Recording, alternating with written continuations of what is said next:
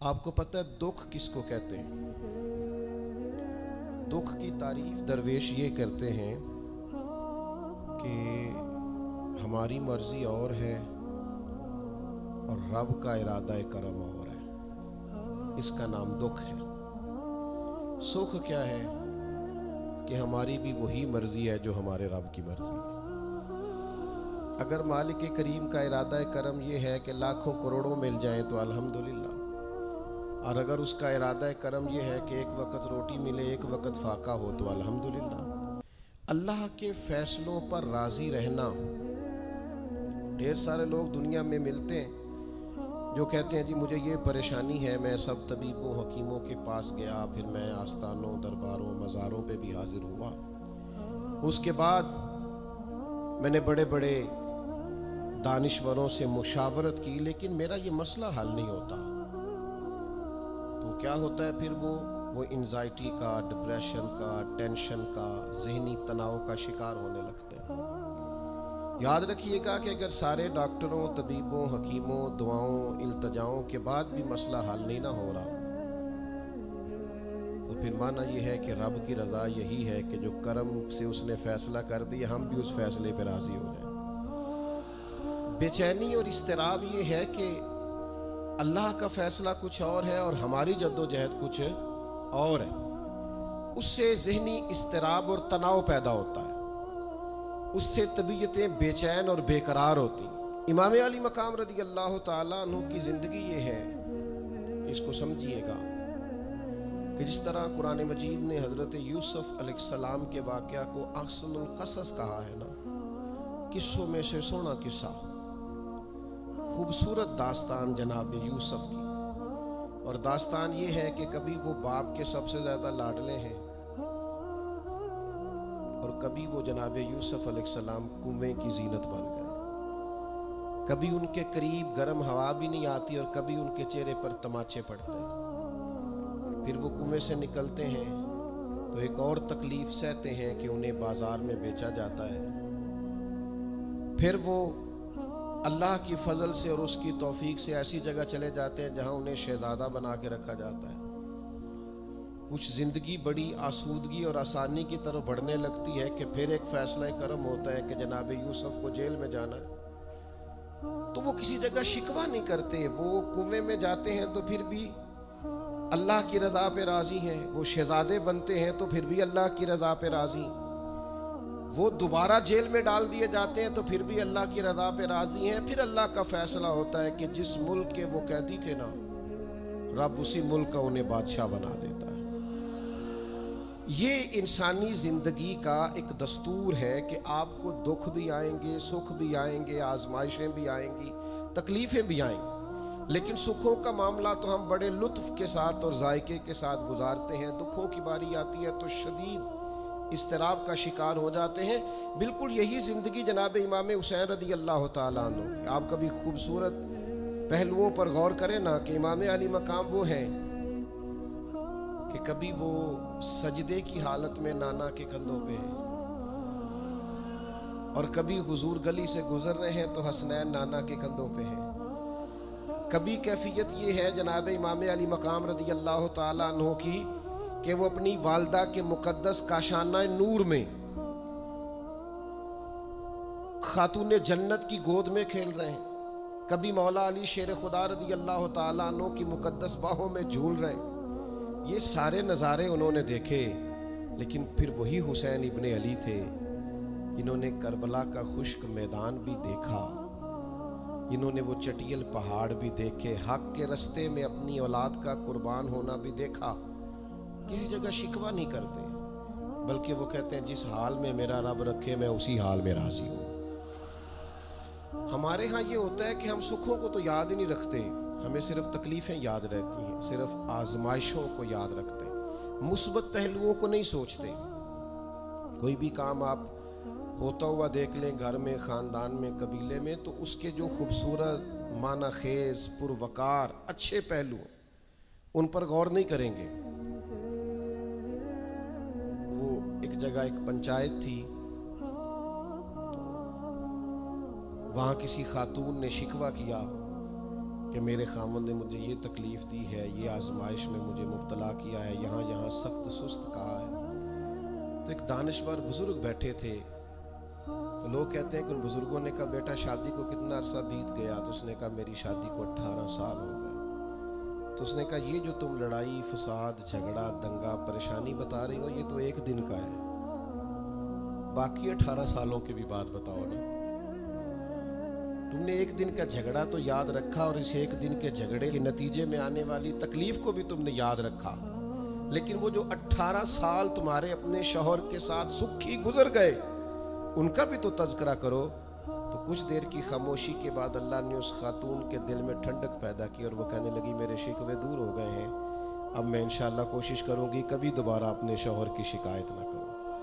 اب بات کو سمجھیں، ہم اپنی زندگی کی صرف شکایتیں یعنی دکھی ہیں صرف زندگی میں، وہ دعا کر دیں جی میرے گھٹنے میں درد ہے، باقی جسم ٹھیک ہے نا ماشاءاللہ سارا، اس کا شکر بھی ساتھ ادا کریں۔ دعا کریں جی آج کل کاروبار نہیں چل رہا تو اس سے پہلے ساری زندگی ٹھیک چلتا رہا ہے نا، اس کا شکر بھی ادا کر لیں۔ قرآن مجید فرقان حمید ارشاد فرماتا ہے اللہ کے بندوں کی شان یہ ہے کہ رضی اللہ عنہم ورضوا عنہ، یہ بڑا خاص پہلو ہے۔ اللہ فرماتا ہے کہ اللہ ان سے راضی ہے اور وہ بھی اپنے اللہ سے راضی ہے۔ اللہ نے انہیں جس حال میں رکھا ہے وہ بھی اللہ سے راضی ہیں۔ ذالک الفوز العظیم، اللہ فرماتا ہے یہ بڑی کامیابی ہے، اللہ بھی ان سے راضی ہے اور وہ بھی اللہ سے راضی ہیں۔ امام غزالی رحمت اللہ تعالیٰ علیہ سے کسی نے پوچھا یہ بندے کا اللہ سے راضی ہونے کا کیا مطلب ہے؟ تو امام صاحب فرمانے لگے رب تو کریم ہی بڑا ہے، یتیم کے سر پہ ہاتھ پھیر دو راضی ہو جاتا ہے، وہ طوائف کتے کو پانی پلا دے تو مالک راضی ہو جاتا ہے، وہ تو مہربانی بڑا ہے، تم نے رو کے 2 آنسو بہا دیے وہ راضی ہو جاتا ہے۔ فرماتے بندے کا مسئلہ ہے، مسئلہ تو بندے کا ہے، یہ راضی ہوتا ہی نہیں، یہ ہر وقت شکوے کرتا ہے، ہر وقت شکایات کرتا ہے، ہر وقت اس کا ذہن الجھا رہتا ہے، ہر وقت کوئی نہ کوئی نئی چیز کا مطالبہ کرتا ہے۔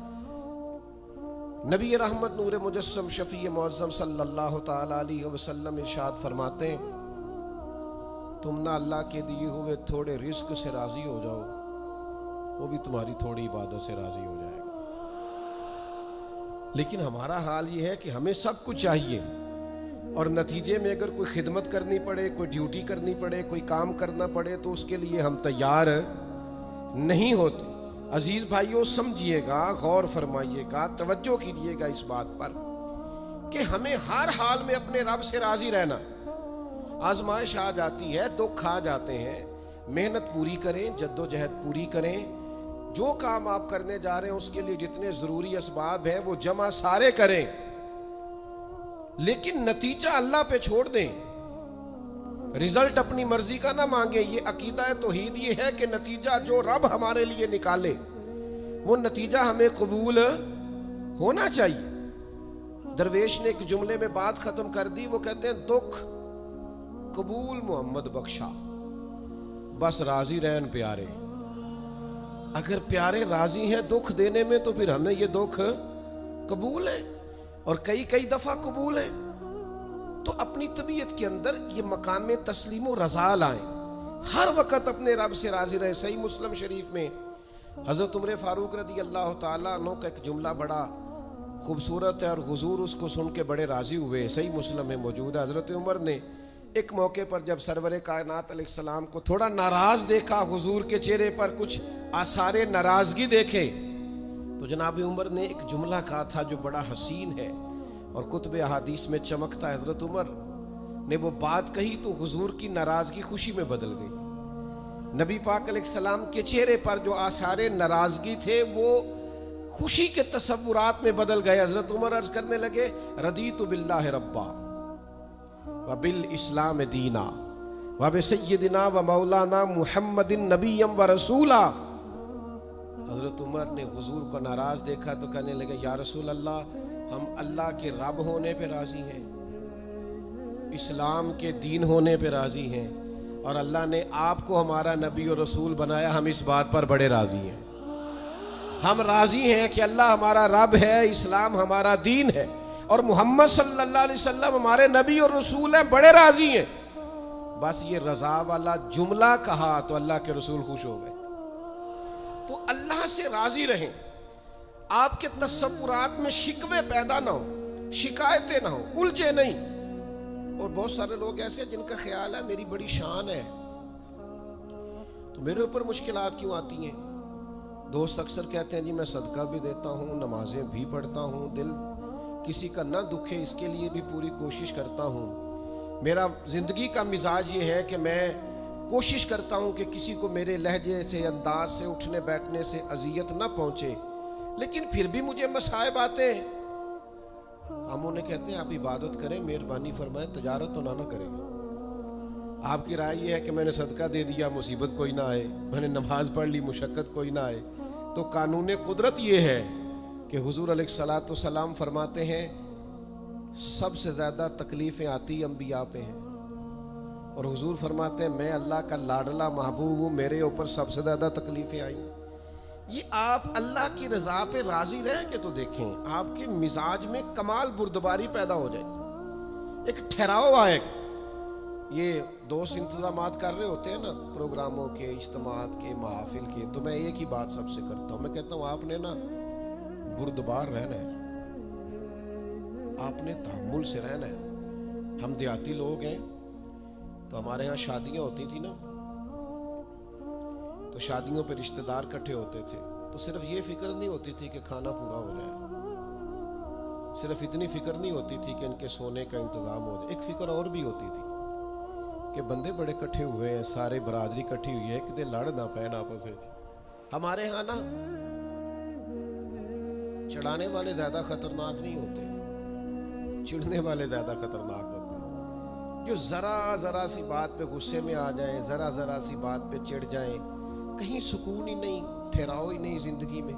اللہ کی رضا پہ راضی رہیں، میرے رب نے جہاں مجھے رکھا ہے سب سے زیادہ باکمال رکھا ہے۔ جہاں میں ہوں خدا جانے بلندی ہے کہ پستی، پر جہاں میں ہوں وہاں کوئی نہیں ہے۔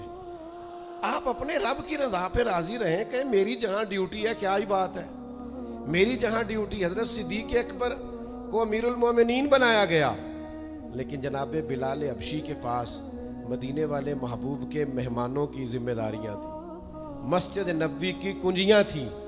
کمال ان کا بھی بڑا ہے اور کمال بلال حبشی کا بھی بڑا ہے، حالانکہ وہ تو مسجد میں جھاڑو دیتے تھے، خدمت کرتے تھے۔ تو آپ اللہ کی رضا پہ راضی رہیں، جہاں رب نے آپ کو رکھا ہے، جس مقام پہ رکھا ہے وہاں آپ راضی رہیں، آپ کو اطمینان محسوس ہوگا، آپ سکون میں آ جائیں، دل میں ٹھنڈک محسوس کریں گے، پریشانیوں سے نکلیں گے۔ یہ حدیث دیکھیے امام غزالی نے لکھی ہے، نبی پاک صلی اللہ تعالیٰ علیہ وسلم کے پاس نا صحابہ کی ایک جماعت آئی، انہوں نے عرض کی یا رسول اللہ صلی اللہ علیہ وسلم ہم ایماندار ہیں۔ تو حضور نے فرمایا تمہارے ایمان کی نشانی کیا ہے، تم صاحب ایمان ہو تو دلیل کیا ہے؟ انہوں نے عرض کی یا رسول اللہ، یہ ذرا دلیل سننا۔ عرض کرنے لگے یا رسول اللہ مصیبت آئے تو صبر کرتے ہیں، نعمت ملے تو شکر کرتے ہیں، اور یا رسول اللہ رب جو فیصلے کر دے ہم اس پر راضی رہتے ہیں۔ حضور فرمانے لگے کعبے کے رب کی قسم تو واقعی ایماندار لوگ ہو، اگر تم اللہ کے فیصلوں پہ راضی ہو، اگر تم نعمتوں پہ شاکر ہو، مصائب پر صابر ہو، تو تم واقعی مومن ہو۔ تو یہ یاد رکھیں اچھی طریقے سے کہ ہمیشہ اپنے آپ کو اپنے رب کے فیصلوں پہ راضی رکھیں، ہمیشہ کوشش کریں کہ مقدر سے شکوہ نہ کریں، تقدیر سے شکایت نہ کریں، جو ہمیں نہیں ملا اس کے بارے میں اپنی طبیعت کے اندر تڑپ اور طلب نہ پیدا کریں، بس جو فیصلہ رب نے کر دیا اس فیصلے پر ہمیشہ راضی رہیں۔ یہ کر کے دیکھیں۔ حضرت انس بن مالک رضی اللہ تعالیٰ عنہ فرماتے ہیں ایک پوری جماعت جنت میں جائے گی لوگوں کی، فرشتے ان سے پوچھیں گے کہ میاں حساب دے آئے ہو؟ تو وہ کہیں گے ہمیں تو کسی نے حساب پوچھا ہی نہیں۔ ان سے پوچھا جائے گا پل صراط دیکھی ہے؟ کہیں گے نہیں ہم نے تو نہیں دیکھی۔ ان سے پوچھا جائے گا کہ میزان عمل؟ تو انہوں نے کہا نہیں بالکل نہیں۔ تو کہا اچھا تم بڑے خاص لوگ ہو، دنیا میں کرتے کیا رہے ہو؟ تو کہیں گے کرتے کچھ بھی نہیں تھے، رب کے فیصلوں پہ راضی رہتے تھے۔ اور طبرانی میں ایک روایت ایسی بھی موجود ہے کہ حضور فرماتے ہیں رب کہتا ہے جس نے میرے فیصلوں پہ راضی نہیں رہنا وہ رب کوئی اور ڈھونڈ لے۔ اگر تم میرے فیصلے پہ راضی ہی نہیں ہو، او بھائی میں اپنے ادارے کا سربراہ ہوں، جو میرا فیصلہ نہیں مانے گا وہ نکلے گا ادارے سے۔ میں اپنی جماعت اور تنظیم کے تعلق سے کوشش کروں گا کہ امیر کی اطاعت کا سبق دوں۔ اگر کوئی نظم و ضبط درست نہیں کرے گا، یہ ایک حال ہے یہاں کے جو مینجمنٹ کے کام ہیں، معاملات ہیں، ایک سربراہ آپ نے بنایا ہوتا ہے، اب اس کی اگر بات نہیں مانے گا کوئی ورکر، کوئی کام کرنے والا، تو یقیناً وہ کہیں گے کہ میاں آپ بات نہیں مان رہے، تمہارا نظم و ضبط خراب ہوتا ہے، لہذا اگر آپ نے ہمارے نظم کے اندر نہیں رہنا تو آپ نکل جائیں۔ تو اللہ کے فیصلوں کو جو لوگ تسلیم نہیں کرتے، اللہ کے فیصلوں کو جو لوگ تسلیم نہیں کرتے، یقیناً وہ کمزور ہو جاتے ہیں۔ آج بڑے لوگ ہیں جو وظیفے پوچھتے ہیں، اللہ کیسے راضی ہوگا؟ بتاؤں وظیفہ آپ کو؟ امام غزالی لکھتے ہیں کہ حضرت موسیٰ کلیم علیہ السلام نے اللہ کے حضور عرض کیا، مالک میری قوم پوچھتی ہے تو کیسے راضی ہوگا؟ ہم تجھے راضی کرنا چاہتے ہیں تو کیسے راضی ہوگا؟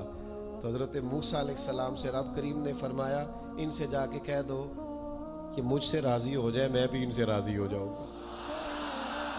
یہ اپنے رب سے راضی رہیں، جو رب ان کے لیے فیصلہ کرے۔ وہ حضرت سفیان ثوری دعا مانگ رہے تھے نا، یا اللہ راضی ہو جا، یا اللہ راضی ہو جا، یا اللہ راضی ہو جا۔ تو حضرت رابعہ بصریہ رحمۃ اللہ علیہا بھی پردے کے پیچھے بیٹھی تھیں، تو جب انہوں نے بہت زیادہ اس دعا پر اصرار کیا نا، یا اللہ راضی ہو جا، تو پردے کے پیچھے سے بول پڑی، کہنے لگی سفیان اب کچھ اور نہ مانگے اللہ سے، آگے نہ چلے۔ جناب سفیان کہنے لگے میں دعا ہی کر رہا ہوں کہ یا اللہ تو راضی ہو جا۔ تو فرمانے لگی پہلے اپنے دل پہ ہاتھ رکھ کے بتائیں آپ اللہ سے راضی ہیں؟ آپ تو کہتے ہیں یہ ہے تو یہ نہیں ہے، کبھی یہ بھی مل جائے نا، اگر آپ ناراض نہ ہوں تو۔ پہلے خیال تھا ایک سواری مل جائے، چاہے موٹر سائیکل ہی ہو، مل گئی، اب بڑے پریشانی ہوتی ہے، کبھی 4 ٹائروں والی ہوتی نا، وہ بھی مل گئی، دے دی، طلب ہی یہ تھی۔ اب خیال آتا ہے کبھی تھوڑی سی بڑی مل جائے نا، وہ بھی مل گئی۔ اب جن کی ذرا گاڑیاں اونچی ہیں، ٹائر چوڑے ہیں، وہ